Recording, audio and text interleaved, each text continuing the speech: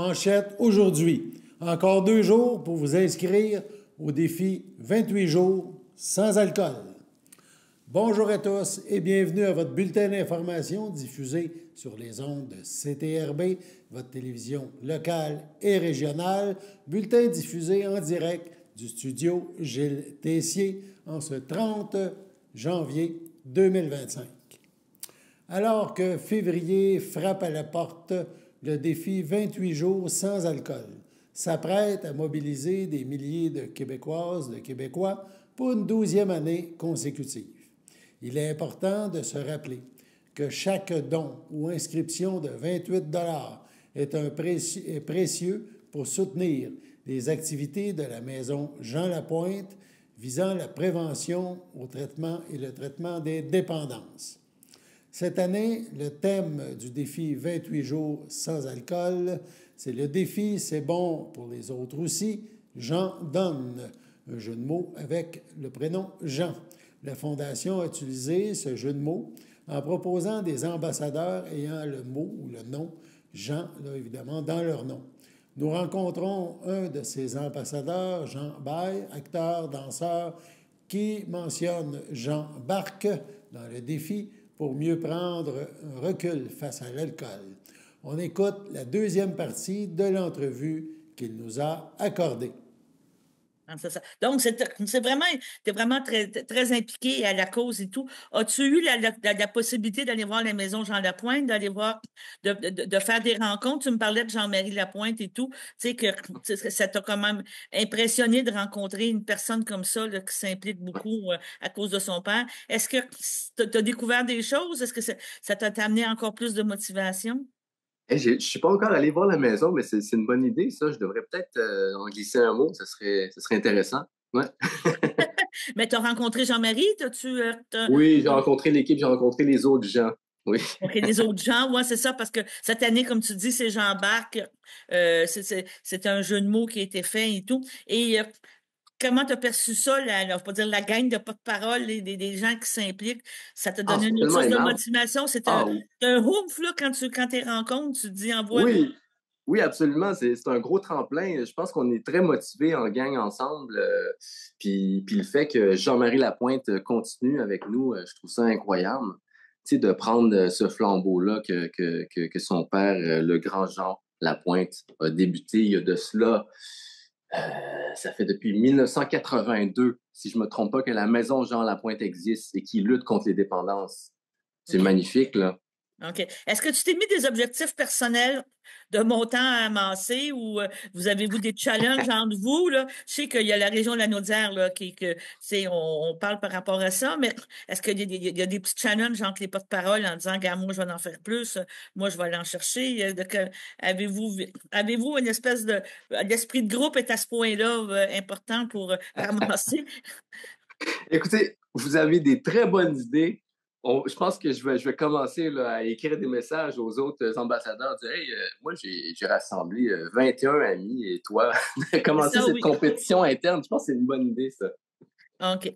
Donc, je te remercie beaucoup de participer à ce défi-là. Je pense que c'est important. Il y a une prise de conscience, puis un mois après les fêtes, de prendre un petit break, que ça soit pas jugé. Moi, je pense que qu'est-ce qui est important, c'est que tu dois pas être jugé par le fait que tu prends pas d'alcool ou que tu consommes moins. Tu sais, c'est des choix personnels, mais c'est des prises de conscience aussi.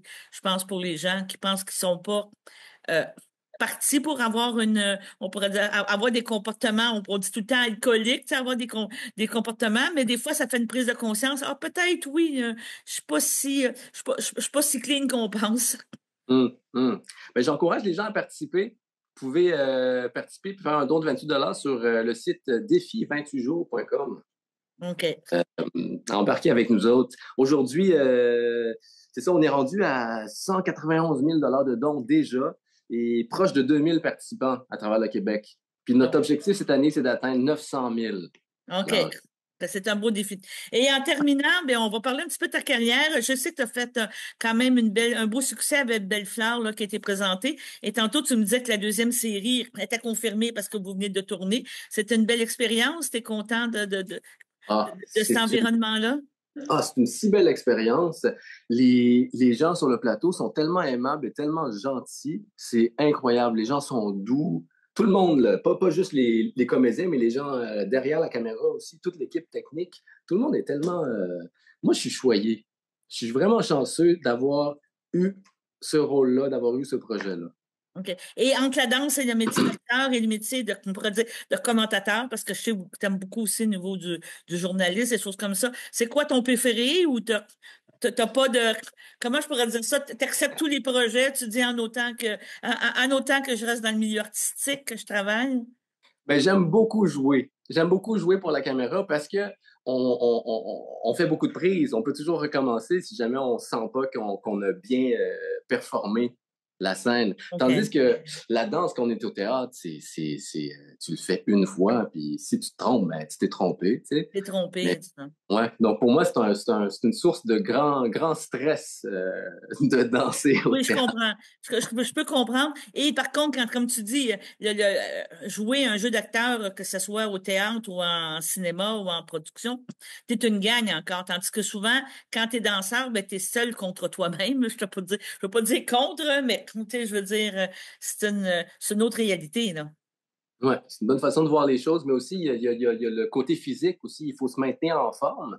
Puis, veut pas, en danse contemporaine, mais on veut souvent faire des portées, on veut lever des gens ou supporter le poids de telle personne. Donc, il faut être très, très alerte, puis en forme physiquement pour le faire.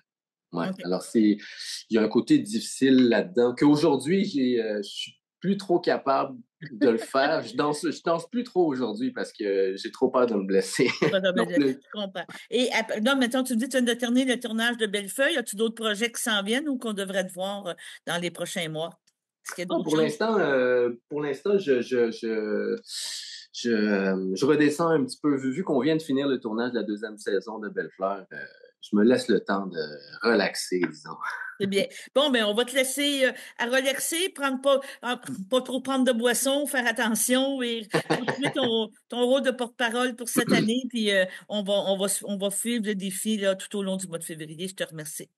Super. Merci beaucoup à vous. Merci. Dans le même ordre d'idées, on vous parle de l'histoire de Jean-Philippe Desjardins, qui cherche à mettre en lumière l'importance d'avoir du soutien lorsqu'on fait face à un problème de consommation avant qu'il ne soit trop tard. Pour comprendre comment la Maison Jean Lapointe l'a écouté, encadré et sauvé sa vie, je vous invite à visionner un court témoignage. En novembre 2024, ça le fait 23 ans que je suis sobre. Je m'appelle Jean-Philippe Desjardins, président et cofondateur de Walrus Creative Technologies. J'ai commencé à consommer à probablement autour de 13 ans. Très vite, tu sais, j'étais comme intéressé à expérimenter avec plein de choses. Puis je suis assez vite tombé dans des drogues chimiques jusqu'à ce que je rentre à la maison Jean Pointe à 16 ans. J'ai commencé à le faire avec mes amis, mais après ça, je revenais le soir, puis mettons, je volais de l'alcool de mes parents, puis j'en prenais tout seul. Donc c'est là que tu te rends compte que t'es pas nécessairement comme les autres dans ce sens-là. Les premiers signes qui te font savoir que tu as peut-être un problème, c'est que tu te dis, quand tu vas consommer, tu vas faire des actions qui vont te générer de la culpabilité. Quand tu vas dégriser, tu vas te dire « Hey, je veux plus jamais faire ça ». Puis genre, le soir, tu es en train de recommencer le pattern. À la fête de mes 16 ans, en fait, je me suis fait arrêter avec de la cocaïne. J'étais très violent, j'avais des gros problèmes de comportement, j'avais redoublé. Mes parents m'ont donné le choix d'aller en centre d'accueil ou d'aller en désintox fermé. Je me suis dit qu'aller en désintox, ça serait plus facile qu'aller en centre d'accueil parce que c'était plus long. Quand ça fait assez longtemps que t'es là, ben, t'es confronté à toi-même puis à ce que t'as fait. Puis c'est à ce moment-là, le 24 décembre 2001, que tu sais, j'ai voulu me pendre. J'ai appelé une intervenante qui était même pas mon intervenante, qui s'appelait Jacqueline, mais qui, elle aussi, était une ancienne. Elle, c'était une dépendante aussi. Puis elle était dans son réveillon de Noël, mais elle a pris l'appel, puis elle m'a dit, tu sais, Jean-Philippe, je suis dans mon réveillon de Noël, mais je vais venir. Le fait qu'elle croit en moi, ben c'est comme ça valait plus que tous les autres parce qu'elle était dans Alcoolique Anonyme, puis elle, c'est une dépendance aussi, puis takes one to know one. Si à ce moment-là, j'avais pas eu le niveau de support que j'ai eu, je veux dire, je serais probablement ressombré, tu sais, j'aurais probablement fini à l'hôpital, à la prison ou à la morgue, tu sais.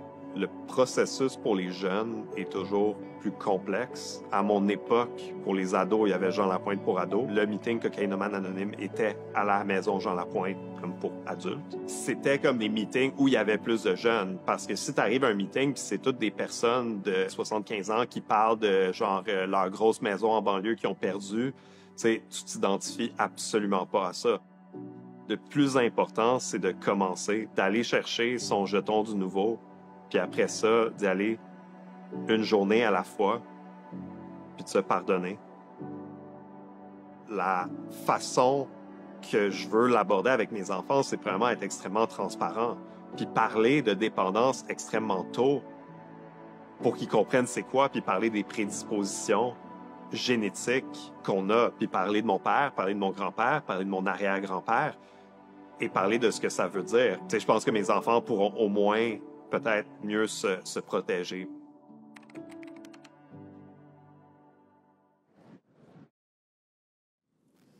On ne sait jamais qui pourrait ou qui pourra avoir besoin de soutien face aux dépendances.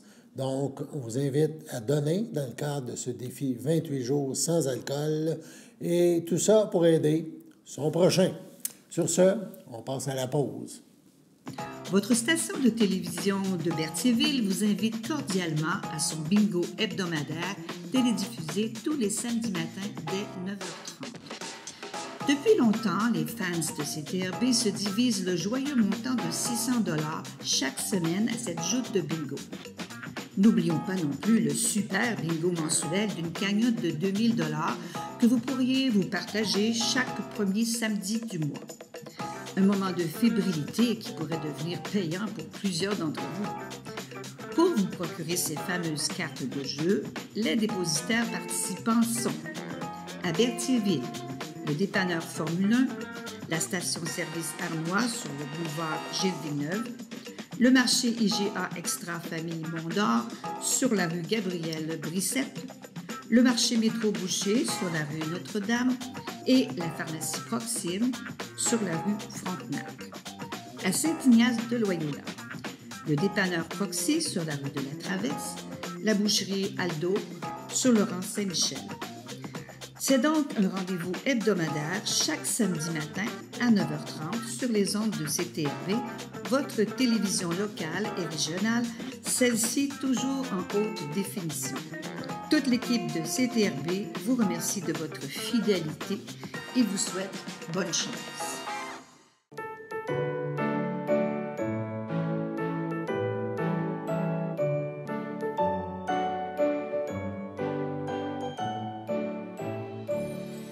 Voici donc les anniversaires pour ce 30 janvier 2025. Les filles d'Isabelle de Berthier souhaitent bonne fête à Pierrette Coulombe. Le Centre d'action bénévole d'Autrey souhaite un heureux anniversaire à Nathalie Royer. Et la FADOC de l'île du Pas souhaite bonne fête à Lisette Chapdelaine et à Francine Clermont. C'est votre anniversaire aujourd'hui. En ce 30 janvier, eh bien, toute l'équipe de CTRB se joint à moi et vous souhaite bonne fête. Le réseau des aidants naturels, on en a parlé dans un précédent bulletin, propose ces nouvelles capsules. Capsules, évidemment, qui mettent en lumière les proches aidants. Cette fois, dans cette capsule, nous parlons de Bertrand, son épouse et ses filles. On regarde donc une deuxième partie de cette capsule. Bien, parce que je suis un être qui, foncièrement, même avant la maladie, je suis un être qui a besoin de se retrouver seul, faire de la lecture, faire de l'ordinateur, faire mes plans de yourte tranquillement. J'ai besoin de ça. C'est du genre d'isolement que je parle. Puis, bon, j'ai passé aussi beaucoup de temps dans la forêt. Les 22 dernières années, j'ai fait 20 cordes de bois par année. Alors, ça, c'était très salutaire, ça. Aller passer 1 heure ou 2 à bûcher dans le bois, là, ça réaligne les choses. s'appelle Perrault. On a donné le nom de Perrault qui se rappelle qu'il est un chien. Parce que Perrault, ça veut dire chien en espagnol. Oui, c'est un être qui est important pour nous autres. Très. On dirait qu'il me suit dans mes mots. Il y a pas mes mots MOT, mais AUX. Mais oui, c'est ça. Ça fait 7 ans qu'on a le chien, puis c'est un chien. C'est un des chiens que j'ai pris tout jeune, à quelques semaines, que j'ai élevé vraiment. Puis ça paraît, il rend bien. Oui, c'est très, très important. C'est un bon compagnon.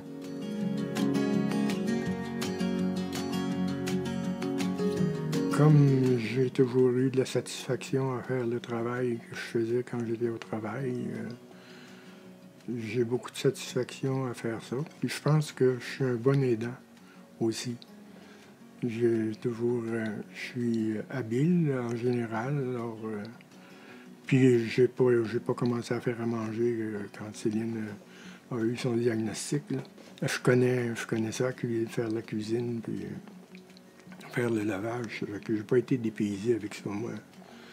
Alors, oui, j'ai une satisfaction de faire ça, c'est certain.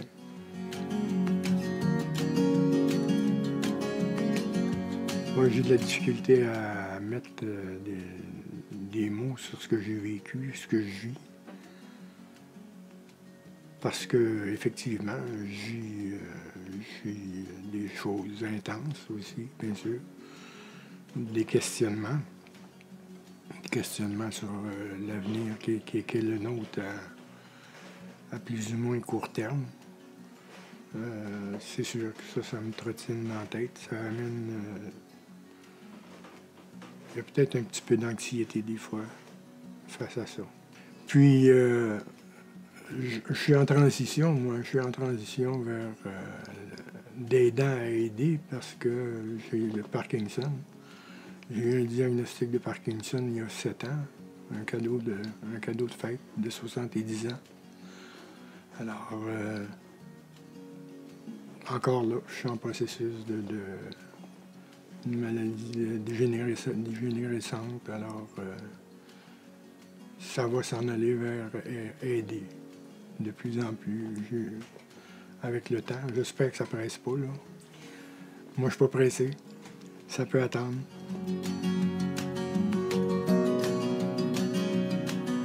Le soir, maintenant, ça, c'est avec la conciliation un petit peu de l'ergot, fantastique. Alors maintenant, on se couche à 10 heures. La télévision se ferme à 10 heures, puis on s'en va de l'autre côté, elle s'en vient à son lit. On fait sa toilette, on va à son lit, puis on prend une demi-heure. Souvent, on va regarder la fin des nouvelles, mais coucher. Moi, je m'assois à côté d'elle, puis on se donne la main, puis on passe une demi-heure ensemble, là, à juste regarder ou jaser un peu. Ça. C'est un beau moment pour moi.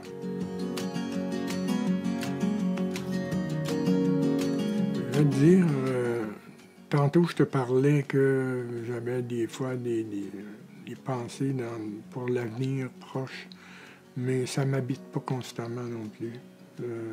J'y assez bien au jour le jour. Je sais pas me projeter parce que arrangé comme on est, on n'aurait pas de plaisir. C'est comme une condition sine qua non avec la maladie, puis le fait de l'aidance, puis tout ça. Ça vient avec. Il faut faire des deuils, il faut faire des concessions, énormément. Je pense que c'était mes rêves avant que j'arrive à la retraite. 5 ans avant, je m'étais fait des plans. Je me disais, on va s'acheter un véhicule pour voyager. Tout ça, puis ça s'est pas produit. Hein. Ça a été un deuil. La suite de ces capsules sur les prochains ans dans nos prochains bulletins d'information. En terminant, comme promis, on vous présente la 4e capsule ayant pour sujet la bientraitance, présentée par le CI3S de Lanaudière. La bientraitance est une approche valorisant le respect de toute personne, de ses besoins. Elle s'exprime par des attentions et des attitudes, par un savoir-être et un savoir-faire collaboratif. Elle s'exerce par des individus, des organisations ou des collectivités qui, par leur action, placent le bien-être des personnes au cœur de leurs préoccupations. L'intimité, ça fait partie de la bientraitance qu'on fait envers nos résidents. Il faut comprendre que nos préposés, par exemple, ont à donner à nos résidents des soins d'hygiène. Ce qu'on va enseigner à nos préposés, c'est vraiment d'y aller au rythme du résident, couvrir les parties du corps qui ne sont pas nécessaires d'exposer. Le résident, il a le droit à son intimité personnelle. Le lien de confiance est très important parce que quand on débute un soin d'hygiène, on va directement dans l'intimité de la personne. Alors, toute la relation de confiance est important qu'elle soit développée. C'est ce qu'on enseigne à nos préposés. Surtout, elle m'habille, elle me lave, on garde une certaine pudeur, on s'habille le matin. Ben oui, j'apprécie ça parce que sans ça, je serais pas heureuse ici. Alors nous, on est chanceux dans notre centre puisqu'on a des chambres privées pour tous les résidents. Tous les résidents ont aussi une salle de bain privée, donc ça leur permet d'être plus intimes au niveau de leurs besoins personnels. Si, par exemple, la famille vient visiter, qu'ils ont besoin d'un moment intime ensemble, il n'y a pas de problème, on peut organiser ça. Un autre mot-clé qui est important de retenir, c'est la liberté. Donc, le résident, on lui laisse choisir le moment de la journée qu'il préfère son hygiène. On pourrait aussi amener le résident à choisir au niveau de l'habillage, qu'il choisisse les vêtements qu'il veut mettre. Tout ça passe par le respect de sa volonté et la liberté. Voilà.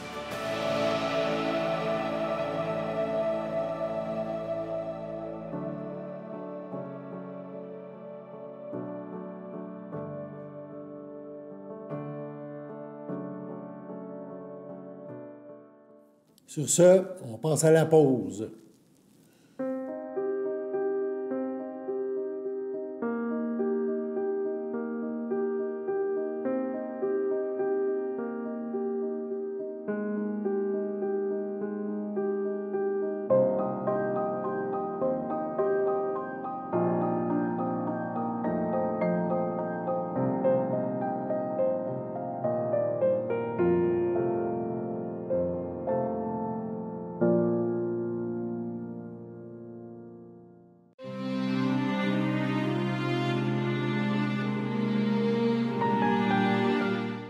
À Berthierville, le 27 janvier, à 93 ans, est décédé M. René Poulain, époux de Louise Castonguay, demeurant à Berthierville. Il laisse dans le deuil, outre son épouse, ses enfants. Marc Poulain, Lucie Lacroix, Rémi Poulain, Sonia Boisvert, Frédéric Poulain, Annie Scopel. Ses petits-enfants, Thalie, Gabriel, Jason et Michael. Ses frères, sœurs, beaux-frères et belles-sœurs, autres parents et amis. Selon ses volontés, une cérémonie privée aura lieu en toute intimité. À son domicile de Berthierville, le 31 décembre, à 74 ans, est décédé M. Richard Frappier, fils de feu Lucien Frappier, de feu Gilberte Carpentier, conjoint de André Rousseau. Lui a précédé ses sœurs Diane et Suzanne. Il laisse dans le deuil, outre sa conjointe, ses frères, sœurs, beaux-frères et belles-sœurs. Fernand Frappier, feu Monique Cochon, Lucie Frappier, André Hainaut, Luc Frappier, Céline Gravel, Chantal Frappier, Sylvain Desrosiers, Jeanne Rousseau, Jean-Claude Cossette, Mireille Rousseau, feu Michel Terrien, Monique Rousseau, Jean Tessier, François Rousseau, Liette Cournoyer, Marie Rousseau, ainsi que plusieurs neveux, nièces, autres parents et amis. La famille vous accueillera samedi 1er février, 12h30, au complexe funéraire Efterio, rue Notre-Dame à Berthierville. Suivra une liturgie à la chapelle du complexe à 15h. Les cendres de M. Frappier seront déposées au columbarium du complexe. Au champêtre de Sainte-Ambroise de Kildare, le 4 janvier, à 93 ans, est décédée Mme Suzanne Rousseau, épouse de feu Bernard Morand, fille de feu Zénon Rousseau et de feu Évélina Brizard, native de Saint-Viateur, mais ayant aussi demeuré à Saint-Barthélemy et Saint-Thomas. L'ayant précédé sa fille Lise et son fils Pierre, elle laisse dans le deuil son fils Serge, Julie Levasseur, ses petits-enfants, Angéline, Timothée et Félix, sa sœur, sa belle-sœur et son beau-frère, feu Gaston Rousseau, Laure Cournoyer, Clairette Rousseau, feu Jean Guéhoud, Bruno Morand, feu Jeanne Lavergne, sans oublier ceux et celles qui l'ont précédé, ses frères, sœurs, beaux-frères et belles-sœurs. Donc, petit problème technique. Ce ne sera pas long. La famille, voilà, tient à vous remercier chaleureusement à remercier chaleureusement Nicole Rochette-Pagé, Clairette Rousseau ainsi que Nathalie Soulière, qui ont su s'occuper et prendre soin de Suzanne durant ces derniers moments. La famille vous accueillera dimanche 2 février 11h au complexe funéraire Thériault et Notre-Dame à Berthierville. Suivra une liturgie à la chapelle du complexe à 14h30. Monsieur Gilles Tessier est décédé le 21 janvier dernier à 90 ans. Il est né le 30 septembre 1934 du mariage de J-René Tessier, homme d'affaires de Berthierville, à Lucette Grével, artiste peintre de Montréal. Il a épousé Claudette Arsenault, fille d'Arthur Arsenault, et de Germaine Arnois de Ville-Saint-Gabriel, le 30 avril 1967. Père de 2 enfants, Jean-François, époux de Anne Marcoux, et Dominique, conjointe de Esteban Tibabuzzo, grand-père de Jérémy, Mathéo et de Rémi, conjoint de Mishka Filiatro, voilà, arrière-grand-père de Mathilde et de Maxime, fille de Rémi et Mishka. Il a aussi eu, évidemment, ses amis qui occupaient une grande place dans sa vie, qui l'ont soutenu et qui ont profité de la vie avec lui. Vous pouvez compenser l'envoi de fleurs par des dons faits à la Fondation des maladies du cœur et de l'AVC. Des formulaires seront disponibles à l'Église. La famille, ses amis, ses proches sont invités à l'Église de Sainte-Geneviève de Berthier à Berthierville le samedi 8 février prochain dès 13h30, où les cendres de M. Tessier seront exposées. Suivra une messe lui rendant hommage à 14h30. Sur ce, passons à la météo.